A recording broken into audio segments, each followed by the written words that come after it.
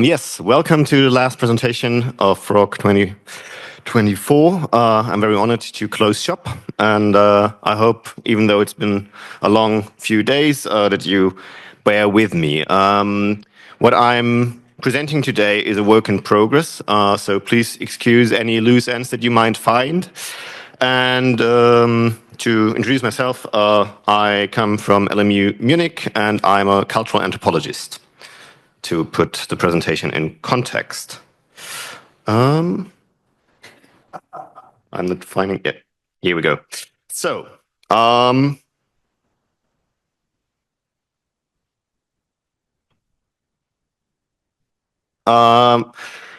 yeah, Those Who Live in Death, a hauntological approach to Elden Ring's eternal post-apocalyptic world, is the title of my presentation. And before we begin with Elden Ring, let's get the theory out of the way, as is it usual.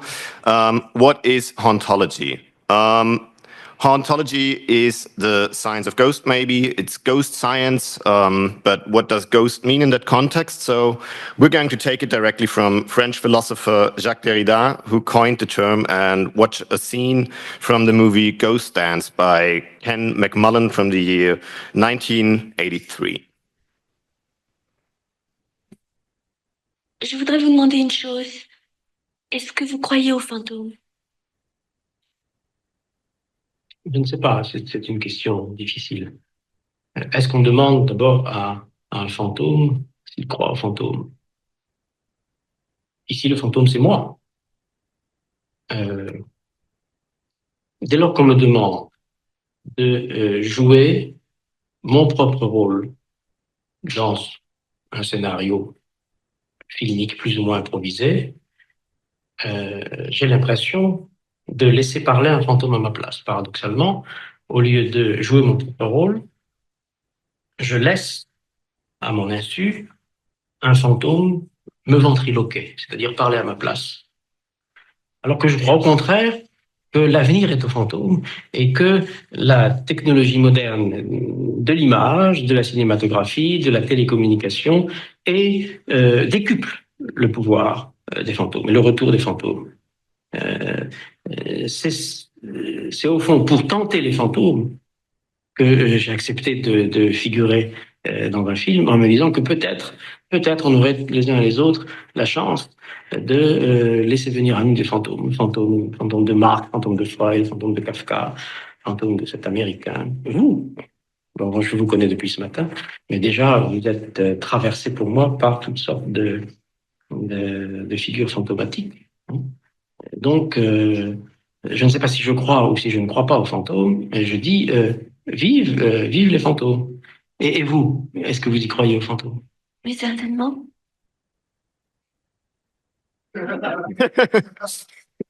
Yeah, I had to leave that one in.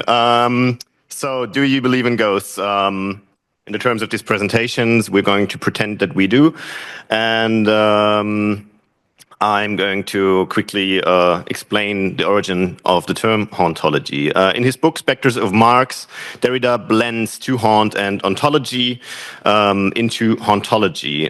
In French, it's a play on word that is even more apparent because l'anthologie sounds exactly the same. He's arguing from this spectral perspective that even after the fall of the Eastern Bloc, the idea of communism will still haunt Western society and culture from beyond the grave. Which brings us to Marc Fisher's adaptation of hauntology. We already heard a little bit about him in Fiona's presentation. Fisher is a British political and cultural theorist who runs with Derrida's concept and develops it a little bit further into a tool for pop cultural analysis and understanding of our current cultural state. In comparison to an album by The Caretaker from 2006, he writes the following, which I will read out. Could it be said that we all now suffer from a form of theoretically pure and terror-grade amnesia? Oliver Sacks, the man who mistook his wife for a hat, and Christopher Nolan's Memento have made the features of the condition, referred to misleadingly as short-term memory loss, well known. In fact, sufferers do produce new memories, but they are not retained. There is no long-term encoding. Isn't, in fact, theoretically pure and terror-grade amnesia the postmodern condition par excellence? The present, broken, desolated, is constantly erasing itself, leaving few traces. Things catch your attention for a while, but you do not remember them for very long. But the old memories persist, intact, constantly commemorated. I love 1923. Did we really have more substance than the ghosts we endlessly applaud? The past cannot be forgotten, the present cannot be remembered. And also the following. Could it be said that we all now suffer from a form of theoretically pure interrograde amnesia? Oliver Sacksman. Yeah, I'm sorry, I'm just joking. I'm messing with you. So, what does this mean? Fisher's take on hauntology is a little bit more vibe than theory. In reference to Hamlet, Derrida proclaims that the time is out of joint and that ideological ghosts of the past persist in modern consciousness. And Fisher builds upon this by emphasizing how these remnants of the past shape our contemporary realities. Here, hauntology serves Fisher as an umbrella term for a perspective on popular culture and the society that does produce this popular culture in the first place. And as this perspective, hauntology signifies the observation that the present's ability to produce something that is inherently new has been rapidly declining for a couple of decades now. Fisher calls this the slow cancellation of the future in his first book about capitalist realism. Yeah, the foundation for this hauntological understanding of the contemporary condition is linked to the oppressing dominance of late capitalism in the ideological sphere, as is demonstrated by various thinkers. I just put 3 of them down there in the bottom. I think that have been mentioned as well already. And the term is embedded in a broader network of terms and concepts such as discourse, nostalgia, trauma, etc. You can find them all in the word cloud. I'm not going to read out all of them in order to save some time. So, let's get to the more exciting part and talk about Elden Ring. For those of you who don't know Elden Ring at all, it's a pretty successful and well-acclaimed game. It's been released in 2022 by FromSoftware, and it is quite famous for the Souls formula as well, which means obscure storytelling, a dark and uncanny setting, and a gameplay loop that involves frustrating and difficult challenges. So, but what's it about? We're going to watch the first half of the intro cutscene for those who don't know the game, never played it. And even for those who played it, it's pretty nice to watch it again as a reminder. I think it never gets old.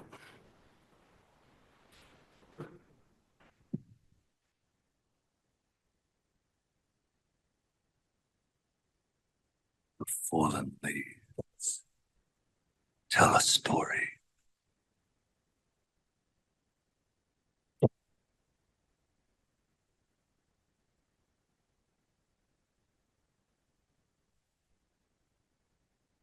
Elden Ring was shattered in our home across the fog, the lands between.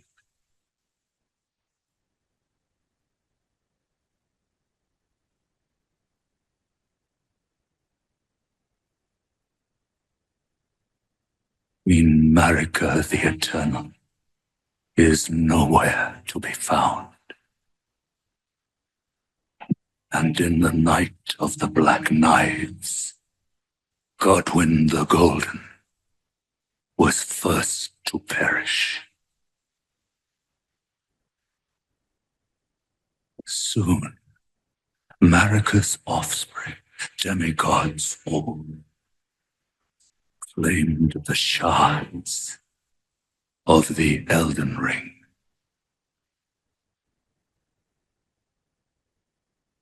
The mad taint of their newfound strength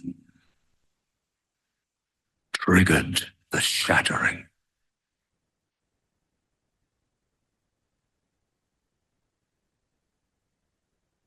A war from which no lord arose.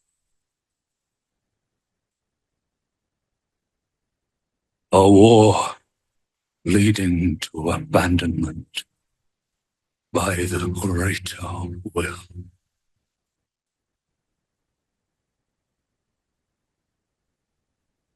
Rise now, ye tarnished, ye dead, who yet live.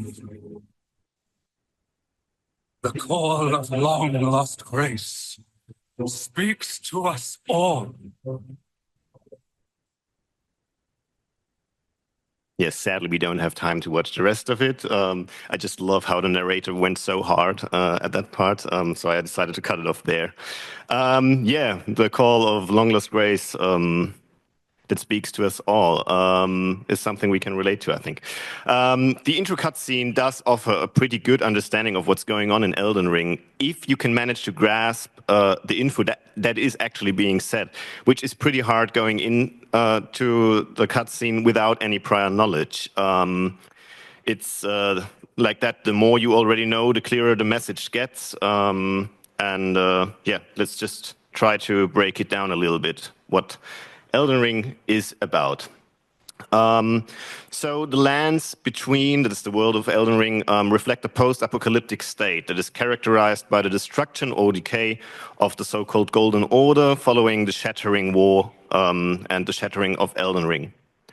The inhabitants of these lands between are trapped in a cycle of perpetual conflict, and survivors of the participating armies cling to their posts and their military functions. Civil life is basically non-existent. There do exist an enemy type called commoners, but they are also drafted into the war and willingly attack you as well. The lands between are therefore stuck in a perpetual political stasis, thanks to the removal of the concept of death, which is something in the game world. Not even dying can free its people from the servitude to long-forgotten truths and their former convictions. Elden Ring does share this with other FromSoftware titles, as is, for example, shown by Andreas Meyer in der Wildi's analysis of rituals, myth, and history in Dark Souls. And speaking with Derrida and Fisher, we can conclude that the inhabitants' futures have been cancelled. Their lives are lined with ruins and the ghosts of the past, and any imaginations of an alternative world are tucked far away and presented as unthinkable acts outside of reality and truth. They are posed as heresies or are just sometimes very hard to understand what they are even supposed to mean. So let's take a look at those inhabitants, and also my idea for the book that might come out of this. Very original. Elden Ring is full of spectral characters. There are literal ghosts that ramble about the past and past events, and there are resurrected revenants, zombies, and the living dead, just like the Tarnished, who we play as an avatar, and they all populate the game world. Starting with the players' contemporary NPCs, they oftentimes do show signs of Fisher's take on theoretically pure and terror-grade amnesia, of the loss of meaning, the loss of self, identity. They show signs of succumbing to madness and losing their free will. Some of them are depicted here. But George R. R. Martin's specters haunt Elden Ring in various ways and also portray a hauntological profile in their own actions and behaviors too. We don't have time to discuss individual characters in detail.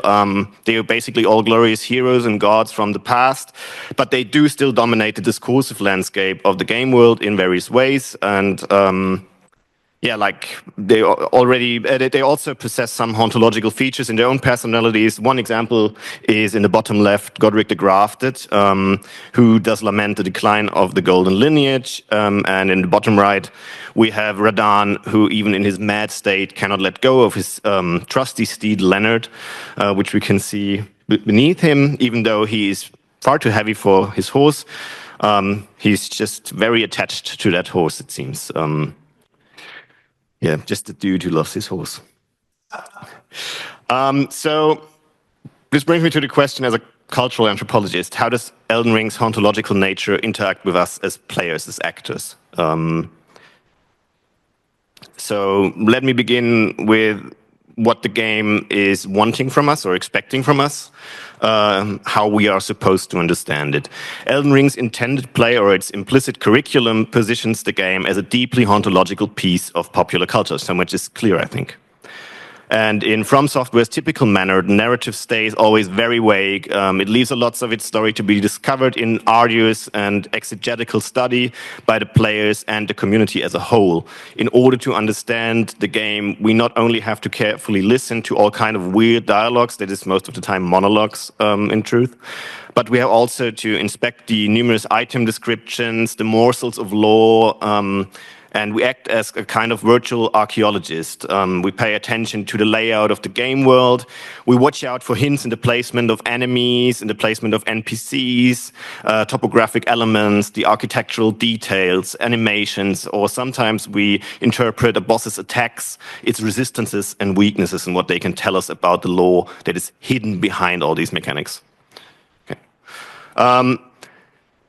The eerie and the uncanny world of Elden Ring presents itself similarly to H.P. Lovecraft's Cthulhu mythos and the workings of other cosmic horror writers as an enigma, a long-forgotten truth that might become a little bit more focused by looking into its past, but that can never really fully be understood. The whole design of the game makes a very compelling argument to be played and understood as such a piece of serious cosmic horror, a post-apocalyptic scenario shaped by gruesome conflict, failed ideologies, and a very radical law of the jungle. It is the picture of a turbo-capitalist and literally dog-eat-dog world, where you do absorb the power of those you conquered.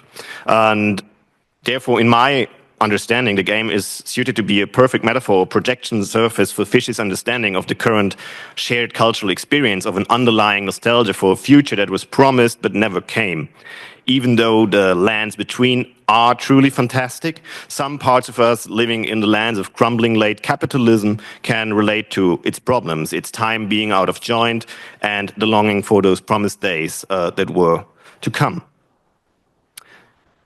The ludo-narrative design of Elden Ring strongly aligns itself with this hauntological nature, but it also allows for alternative play and interpretation. Let's break it down. On the one hand, we do have the ludo-narrative hauntological harmony side of things. The gameplay involves exploring a land that is overshadowed by its past. We collect legendary artifacts. We face off against the remnants of that bygone era as bosses. And the game's high difficulty transforms the player into revenants themselves. We are endlessly retrying to overcome the challenges that the game poses. And even after completion of the game, we are pushed into New Game Plus with a supposedly even higher difficulty and repeat the cycle, repeat the loop.